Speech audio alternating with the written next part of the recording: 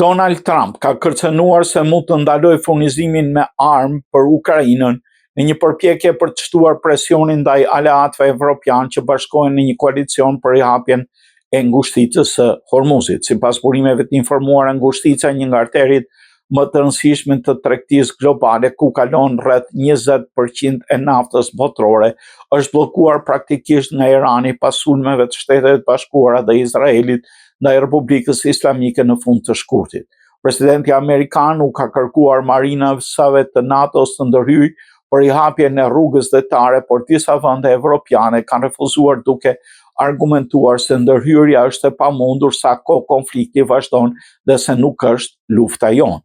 Në këtë kontekst, Trump ka paralajmëruar ndërprerjen e furnizimit përmes programit URL, një mekanizëm e aleancës për sigurimin e armëve për Ukrainën, i financuar kryesisht nga vendet evropiane, raportoi Financial Times.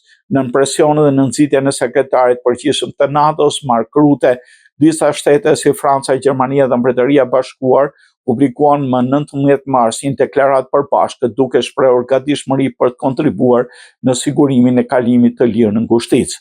Rutte ka zhvilluar biseda intensive me Trump dhe sekretarin e shtetit Marco Rubio, duke u përpjekur të zbusë tensionet. Sipas burimeve, ai ka bërë të qartë vendeve evropiane se presidenti amerikan ishte mjaft i irrituar nga refuzimi i tyre. Nga shtëpia e bardhë, zëdhënësja Anna Kelly deklaroi se ka shprehur hapur pa kënaqësi ndaj aleatëve, duke paralajmëruar se Shtetet e Bashkuara do mbahen mend për këtë.